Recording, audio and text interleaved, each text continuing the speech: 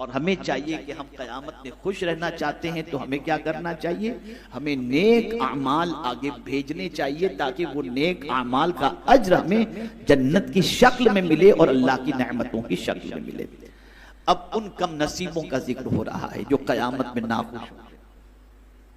अल्लाह अज़्ज़ व जल्ल इरशाद फरमाता है, व अम्मा मन ऊतिया किताबहु बिशिमाली फयकूल या लैतनी लम ऊत किताबिया वलम अद्रि मा हिसाबिया या लैतहा कानतिल कादिया मा अगना अन्नी मालिया हलक अन्नी सुल्तानिया।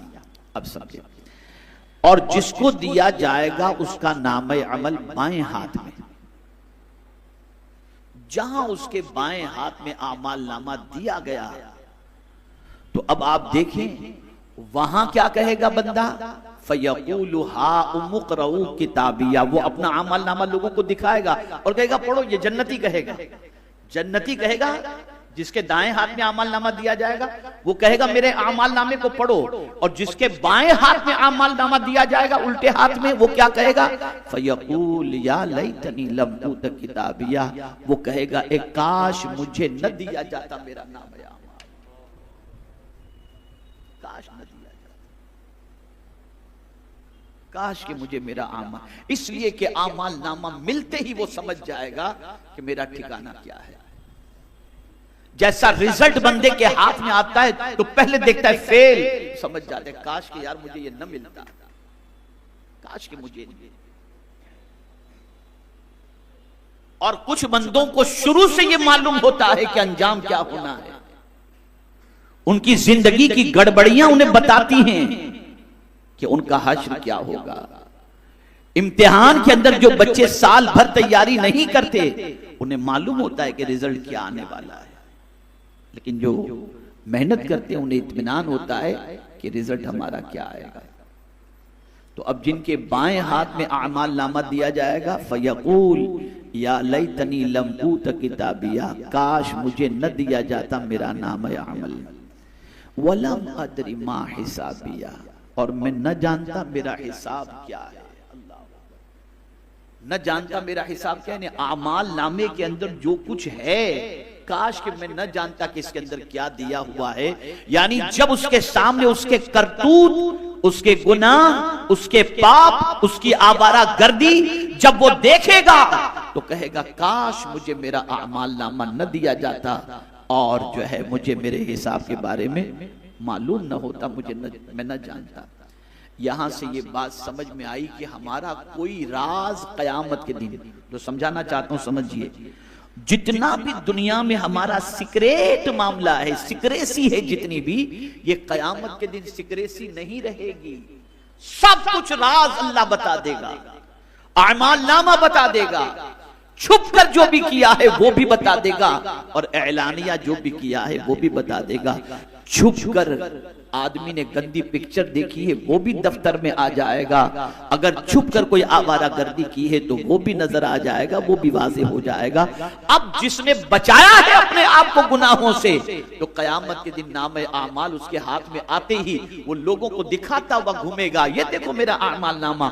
लेकिन जिसने बुराइयां की, अल्लाह की नाफरमानी की है, उसके बाएं हाथ में आमाल नामा जैसे ही मिलेगा तो डरते हुए कहेगा काश मेरा आमाल नामा मुझे न दिया जाता। वो अपने हिसाब को देख करके घबराएगा और फिर क्या कहेगा, या लैतहा कानतिल कादिया, ए काश मौत ने ही मेरा किस्सा पाक कर दिया होता। अब कयामत में तो मौत आनी नहीं, वो ये कहने लगेगा जिस तरह से दुनिया की तकलीफों से मौत के जरिए छूट गए, अब यहां भी मुझे मौत आ जाए तो मैं तकलीफ से छूट जाऊं, लेकिन वहां तो है ही नहीं मौत, अब वहां उसे अजाब होगा, तकलीफें होंगी। अच्छा, इसमें देखिए ये समझने वाली बात है कि बुराई करता कौन है सबसे ज्यादा। जो बहुत खुशहाल होते हैं ना, उनकी जिंदगी में बुराइयां बहुत ज्यादा होती हैं। तो अब वो क्या कहता कहेगा कयामत के दिन, मा अगना अन्नी मालिया, आज मेरा माल मेरे किसी काम में ना आया।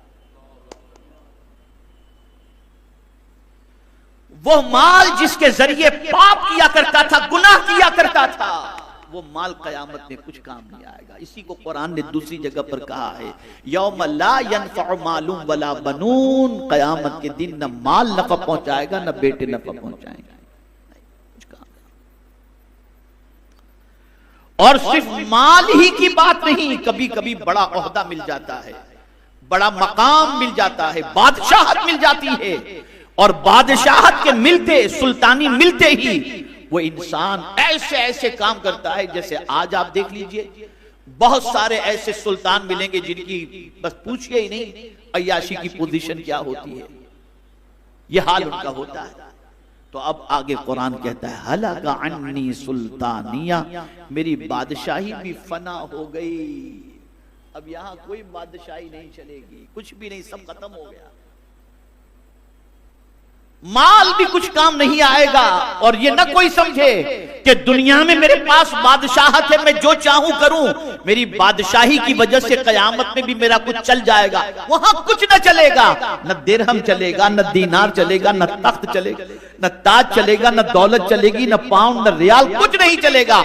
वहां की सबसे बड़ी करेंसी अगर कुछ है तो वो नेक अमाल हैं, यही चलेगा वहां, यही चलेगा। तो ए रसूल आज़म सल्लल्लाहु अलैहि वसल्लम के प्यारे दीवानों, इसी के साथ आगे और भी एक उन लोगों के हवाले से हुक्म है, और उसको भी थोड़ा सा सुन लो ताकि पता चले कि उन लोगों का अंजाम जिनके बाएं हाथ के अंदर आमाल नामा दिया जाएगा, कयामत में अल्लाह फरमाएगा खुज़ूहु फ़ग़ुल्लूहु, फरिश्तों को हुक्म होगा पकड़ लो इसको, पकड़ लो और इसकी गर्दन में तोप डाल दो, सुम्मल जहीम सल्लू, फिर इसे दोज़ख में झोंक दो, सुम्मा फी सिलसिलतिन सबऊन दिराअन फस्लुकू, और 70 गज लंबे जंजीर में इसको जकड़ कर, ये कुरान कह रहा है। अब क्या चीज थी जिसकी वजह से उसे ये होगा, इन्नहु कान ला युमिनु बिल्लाहिल अज़ीम वला यहुद्दु अला तआमिल मिस्कीन, बेशक ये बदबख्त ईमान भी नहीं लाया था, अल्लाह अज़्ज़ व जल्ल जो बुजुर्ग बरतर है, और न तरगीब देता था मिस्कीन को खाना खिलाने की। अल्लाह अकबर, अल्लाह अकबर। यहां से ये बात समझ में आई कि अगर कोई मिस्कीन को खाना खिलाने की तरगीब भी न दे तो कयामत में उसकी पकड़ होगी। खिलाने की बात नहीं, तवज्जो चाहूंगा, हर आदमी खिला तो नहीं सकता मिस्कीन को, लेकिन मिस्कीन को खाना खिलाने की तरगीब तो दे सकता है, यार आपके पास से जरा एक भूखे बेचारों को खिला दो, ये मिस्कीन है। तो कुरान कहता है कि उनका जुर्म ये होगा कि अल्लाह पर ईमान भी नहीं लाए थे और मिस्कीनों को खाना खिलाने की तरगीब भी नहीं दिलाते थे। आज का माहौल तो ऐसा है, कोई खिलाए तो कहते हैं यार क्या तुम फालतू अपना खर्च करते हो, क्या तुम अपना पैसा जाय करते हो। ना ना, ऐसा ना करो, फकीरों को खाना खिलाओ, मिस्कीनों को खाना खिलाओ, मिस्कीनों को खाना खिलाने के लिए लोगों को उभारो, तरगीब दिलाओ कि अल्लाह के बंदो फला जगह लोग भूखे हैं, जरा खाना पहुंचा दो, उन गरीबों के यहाँ राशन की किल्लत है, जरा पहुंचा दो। ये तरगीब दिलाना भी बेपना जरूरी है। तो मेरे प्यारे आका सल्लल्लाहु तआला अलैहि वसल्लम के प्यारे दीवानों, अर्ज करने का मंशा ये है कि अल्लाह अज़्ज़ व जल्ल की बारगाह में जो कुछ भी नेक आमाल बेचते हैं, कुरान कहता है यौम तजिदु कुल्लु नफ्सिन मा अमिलत मिन खैरिन मुहदरा, कयामत के दिन भेजा हुआ सारा नेक आमाल, सारी नेकियां जो है उसे बंदा अपने सामने हाजिर पाएगा। इसलिए कोशिश करो कि यहां से ज्यादा नेकियां अल्लाह की बारगाह में भेज सके। और बड़ी प्यारी बात, अब ये इसको जहन में रखिएगा, नेकी करके इतराना नहीं। सूफिया फरमाते नेकी करो दरिया में डालो, भूल जाओ।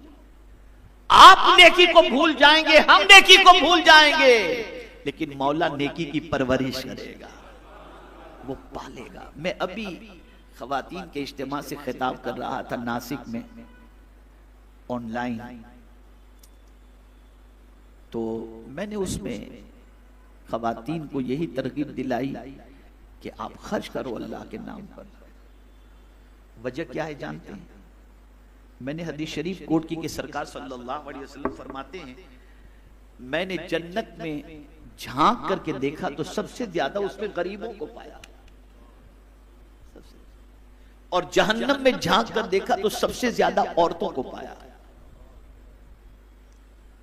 अब हुजूर सल्लल्लाहु अलैहि वसल्लम उम्मुल मुमिनीन हजरत आयशा सिद्दीका रदियल्लाहु ताला अन्हा से फरमाते हैं, कौन उम्मुल मुमिनीन, जो मुफ्तिया भी, जो आलिमा भी, जो कारिया भी, जिनकी शान में अल्लाह अज़्ज़ व जल्ल ने आयतें नाजिल फरमाई और जिनकी पाकीज़गी और तहारत अल्लाह अज़्ज़ व जल्ल ने अपनी किताब के अंदर नाजिल फरमाई, वो उम्मुल मुमिनीन हजरत आयशा सिद्दीका रदियल्लाहु ताला अन्हा से सरकार फरमाते हैं, ए आयशा, हो सके तो एक गुठली भी खजूर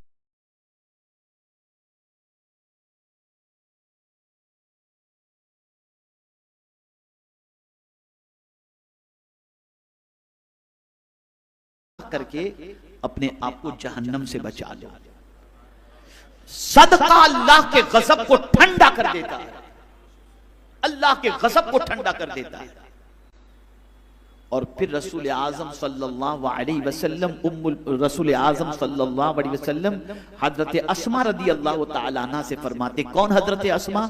सिद्दीक अकबर की बड़ी बेटी, जो उम्मुल मुमिनीन हजरत आयशा सिद्दीका रदियल्लाहु ताला अन्हा से 10 साल बड़ी थी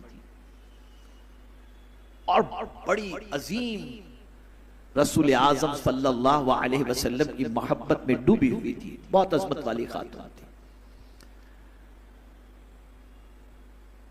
तो हजरत सलमा रदियल्लाहु ताला अन्हा कहती हैं कि सरकार सल्लल्लाहु अलैहि वसल्लम ने मुझसे फरमाया, ए सलमा, अनफिकी, अल्लाह के नाम पे खर्च किया करो, वला तुहसी, गिन गिन के नहीं, अल्लाह के नाम पे खर्च करो लेकिन गिन गिन के नहीं। अगर तुम गिन गिन के अल्लाह की राह में खर्च करोगी तो फिर अल्लाह भी गिन गिन के तुम्हें देगा, और अगर तुम बेगिने अल्लाह के नाम पे खर्च करोगी तो अल्लाह तुम्हें भी बेहिसाब अता फरमाएगा। हमारा हाल क्या होता है, जेब में हाथ डालते हैं तो पहले देखते हैं कोई 20 की नोट है ना, बस तब ठीक है। अगर 100 की है तो फिर उसको साइड में कर देते हैं, 20 निकाल के देते हैं, कहीं 100 न चला जाए।